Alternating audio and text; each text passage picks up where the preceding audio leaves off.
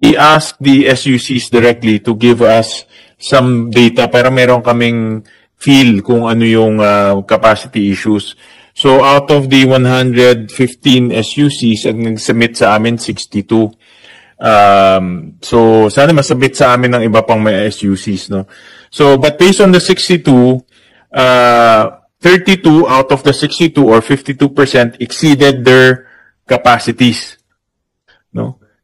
11 out of 62 or 18% reach 100%, no? No, so that's about 43 out of 62 ang 100% and above. So sobra-sobra na. No? And based on that, close to about 168,000 students were disenfranchised or displaced, no, because of capacity issues. For me, this is injustice, no? Dahil gusto nga natin sila mag-aral, pumasa sila sa entrance exam, pero dahil kulang ng capacity, hindi sila makapag-aral. So I discussed this yesterday with our presidents to submit to us two things, no? Number one, a list of capital outlay that is concentrated on classrooms and academics, no? So ipagpaliban muna natin yung mga gym, auditorium, ano pa ba, yung mga nice to have, mga amphitheater siguro, no, or basketball court. Let's concentrate muna on increasing academic capacities, no. So please submit to us yung listahan na yun. And si Senator Lauren also proposed dormitories, which I agree kasi sa mga state universities ang lalayo ng mga municipalities, no? Minsan para pumunta sa isang SUC, babiyahe sila 2 oras, 3 oras.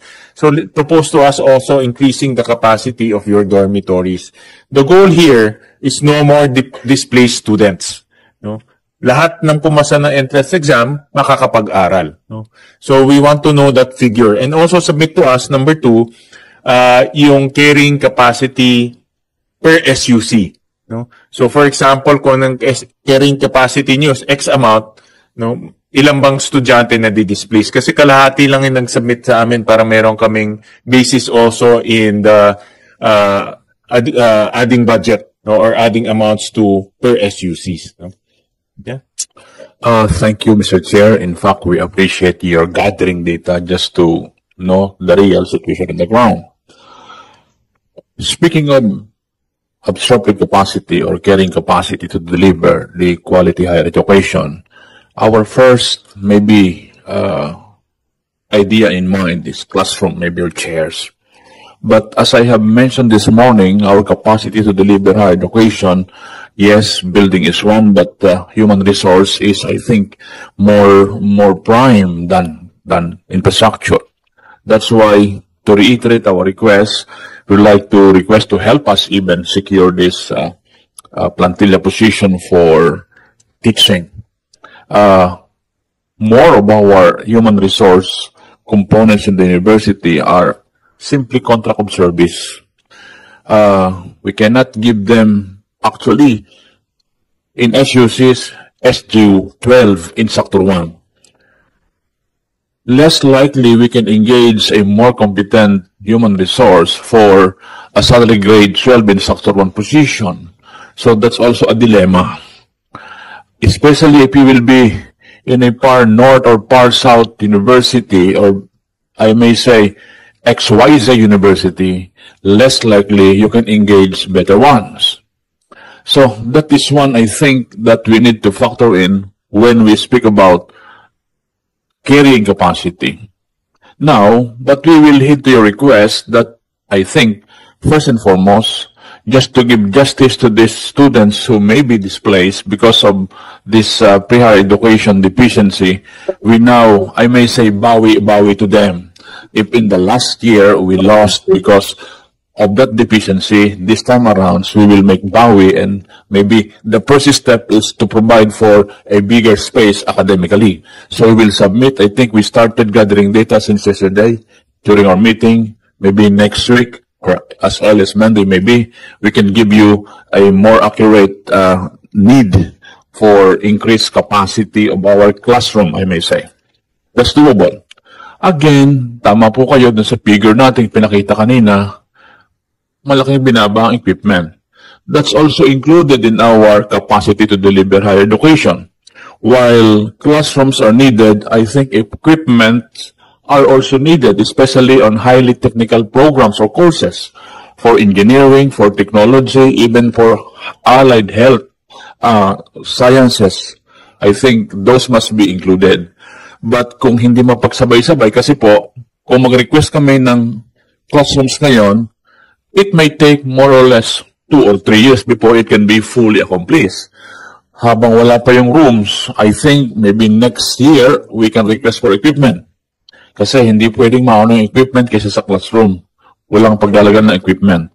But just to go direct with our instant need of the committee, as early as Monday, we can give you an updated. We already advise our SUCs to exclude other requests other than classrooms, as you have instructed. So we will do, Mr. Chair. Thank you, Dr. Ruquillo. The goal here is to accommodate the students and not displace anyone, no? Because like I said, they passed the entrance exam, they want to study, they want to avail of the free higher education, but because we lack classrooms, we lack dormitories, hindi sila na-accommodate. So we want to address that first. Of course, we will address later on the other necessities, no, like laboratories and others. But for now, we want to address the capacity issues so that they can study already. Now, as to the faculty, I understand that merong budget for faculty, wala lang creation ng DBM. No? That's what I understand. No, may pondo siya, hindi lang naka-create yung position. Is that what's happening right now? Wala talagang pondo. Kasi minsan, this is what we see in other departments. May pondo siya, wala yung position. No, because DBM has yet to create the position. And I think what they do is also manage the number of positions being created. No? So that's one thing that we want to understand with the SUCs. Generally, Mr. Chair, in SUCs, the PS component in our NEP, basically the allocation for PS is based on the existing plantilla positions. It's based on that. And as I have presented, SUC's budget are highly on PS, meaning to say to fund our existing plantilla. And I think we can confirm with DBM, but that's our... Created na lahat, in other words. Created. Fully created na. Created. Okay, so this is really additional budget. Yes, Mr. Chair. Yeah. We need to create more. Opo. Alright. Otherwise, we'll be able to hire contract of service faculty members. Yes. And mahirap yung retention ng contract of service. Yes po. Okay. All right. Yeah. I want to finish with Philippine General Hospital. Earlier, Dr. Legaspi mentioned about the 2 billion shortfall, which, if given, will make it easier, not just easier, but will allow the maintenance not just of specialty equipment, but also allow all the indigent patients to be given zero balance billing. Is that correct, Dr. I just wanted to clarify that. Yes, Mr. Chair, Your Honor. PGH has been zero balance billing since 2017 po. So we've adhered to the no balance billing of PhilHealth. So that's why, as we mentioned, the services have increased also. Yeah. And if that is not granted as a congressional insertion, will the zero balance billing be affected? Meaning there are indigent patients that would have to be turned away because kulang kayo ng pondo? Is that the repercussion? No, we will not let that happen, Mr. Chair, Your Honor. We will use all our income and savings to cover for all, because we prioritize services. So what will happen is we'll just probably not have an opportunity for other development in the running of a hospital, a training hospital like PGH, but we will not allow the services to stop or be lessened actually. Why is it that so many people still ask senators for MAIP, medical assistance, or even AICs kung zero balance billing na ang UPPGH? Why is it? So if you recall po, the medical assistance for indigent patients is now medical assistance for financially incapacitated patients. MAIFIP na po ang tawag sa kanya. And they come from DOH. So we are not a DOH hospital. That's why It does not apply to you. it does po. Based on the syntax law, we should have our share of the financial assistance for government hospitals, but not as regular and as big as a DOH hospital. So for a hospital, a 1,300 bed hospital like PGH, we only get around 300 million a year from DOH of MAIFIP. But we did a rundown. More than half of these are for private patients actually. So whatever guarantee letter we get, is for private patients. We have PGH is a 300 bed, private, hospital, which generates around more than ₱500 million pesos for our charity patients. So that's part of what we use to sustain our operation. So yung guarantee letter po ng mga na nakakukuha ng mga pasyente, which is based on the MAIFIP program, ginagamit nila sa hospital bill nila sa private. So just to again clarify, the zero balance billing, which has been there from 2017, you're correct, will not be affected, but it's much needed so that other programs or developments of PGH will not be affected. And that's part of the 2 billion request. Yes. And those requesting senators for MAIP under DOH, while because you have limited MAIP for the private patients, are the MAIP requested of us are usually not the charity patients, but those in the private beds. Yes, po. Is that correct? So, although we are given last year we were given 318 million pesos for our MAIFIP, we used 119 million for our charity patients. The rest were for private patients po.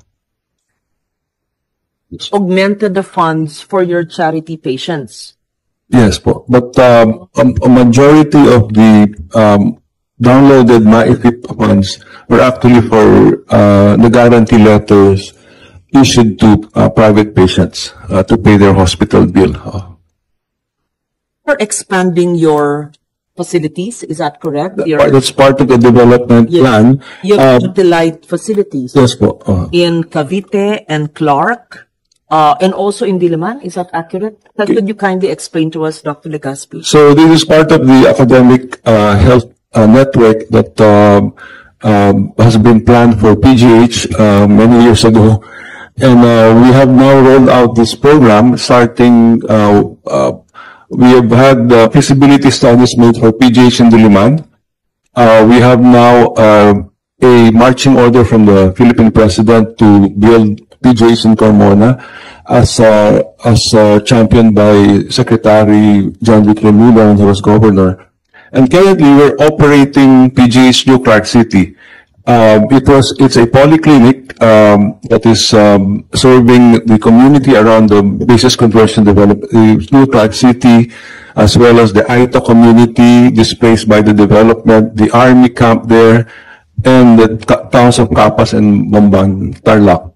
So this is a facility where we give primary care, and it was turned over. We were able to get possession of this very new facility, which was established during the SEA Games in 2019. It was closed because of the pandemic. Now we have revived it, and it's now on its way to being part of our network. With the accession agreement signed between the Malaysian company that built the whole SEA Games complex, now turning it over to BCDA. And now we've just made representation with President Bingkang of BCDA for a transfer of its use to UP under a use-of-frac agreement. So when that happens, we'll be able to develop it now to a ambulatory care facility and eventually to 200-bed sports and wellness medical center that it was intended to be. How about Diliman? Is it already up? Diliman is still in the planning stage po. It's quite more complicated to plan Diliman because we started the PPP model and we are finalizing the plans for that. Carmona will be